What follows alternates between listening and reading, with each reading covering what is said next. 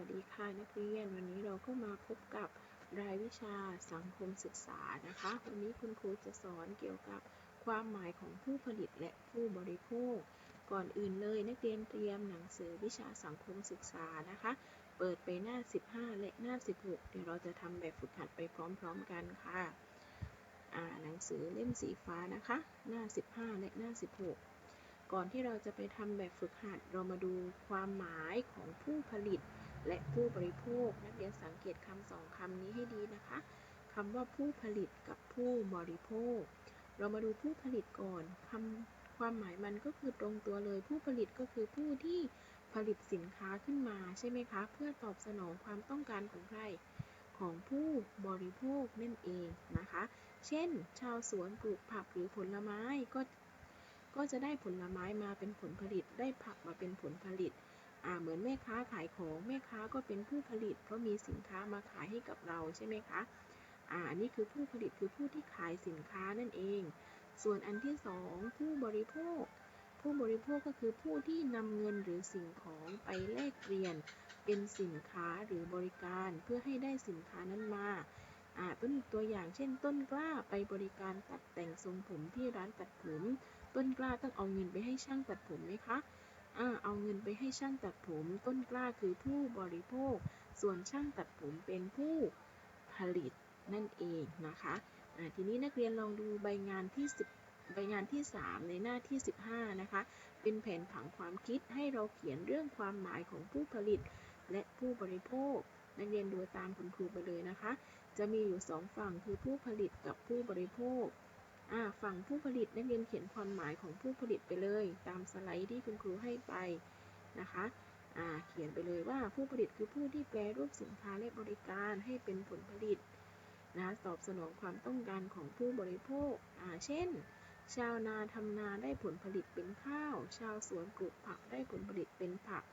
แม่ค้าทำกับข้าวจำหน่ายให้ลูกค้าด้านนี้คือผู้ผลิตนะคะส่วนอันที่2คือผู้บริโภคผู้บริโภคก็คือผู้ที่ใช้เงินหรือสิ่งของไปแลกเปลี่ยนเพื่อให้ได้สินค้านั้นมานะคะเดี๋ยวคุณครูจะส่งเฟรมนี้ให้อีกครั้งหนึ่งต่อไปมาดูใบงานที่4ในหน้าที่16เขาบอกว่าให้นักเรียนนำคำที่กำหนดเติมลงในช่องว่างให้มีความสัมพันธ์กันคือคำว่าผู้ผลิตกับคำว่าผู้บริโภคมาดูข้อที่1นะเขาบอกว่าลุงศักดิ์สานตะกร้าไม้ไผ่และสานเก้าอี้หวายไว้ขายนักท่องเที่ยวลุงศักดิ์เป็นคนสานไว้ขายแสดงว่าลุงศักดิ์เป็นผู้ผลิตก็คือผลิตอะไรคะตะกร้าไม้ไผ่ใช่ไหมต่อไปอันที่2น้ำมนต์อยากรับประทานส้มตำแต่ไม่อยากเดินไปซื้อจึงไปเด็ดมะละกอหลังบ้านมาทำส้มตำรับประทานเองน้ำมนต์อยากจะกินส้มตำแต่น้ำมนต์ไม่ซื้อแสดงว่าน้ำมนต์ต้องทำเองไหมทำเองก็คือเป็นผู้อะไรคะเป็นผู้ผลิตและเป็นผู้อะไรด้วยทั้งผลิตและกินเองเขาเรียกว่าเป็นทั้งผู้ผลิตและผู้บริโภคนะคะต่อไปข้อที่3เขาบอกว่ามอสเจ้าของฟาร์มเห็ดนำเห็ดไปส่งที่ตลาดแล้วมอสก็ไปซื้อหัวเชื้อเห็ดมาเพิ่ม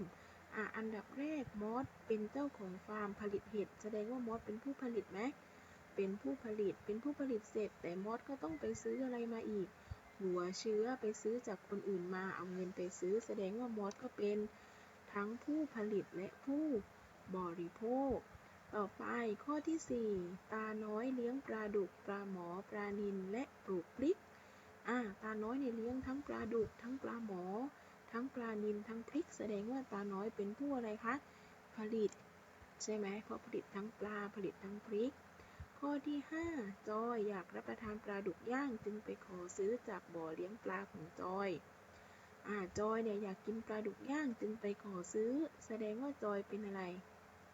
เป็นผู้อะไรคะไปขอซื้อเป็นผู้บริโภคต่อไปข้อที่6กิ๊กโทรศัพท์สั่งพิซซ่ามารับประทานที่บ้านกิ๊กอยากกินพิซซ่าแสดงว่ากิ๊กเป็นผู้อะไรผู้บริโภคข้อที่7แนนไปเก็บผักบุ้งที่คลองท้ายหมู่บ้านมาทำอาหารรับประทานแนนเป็นผู้อะไรเป็นผู้บริโภคเพราะแนนอยากจะกินใช่ไหมคะคุณครูหวังว่านักเรียนคงจะเข้าใจแยกผู้ผลิตกับผู้บริโภคได้นะคะเดี๋ยวทำแบบฝึกหน้า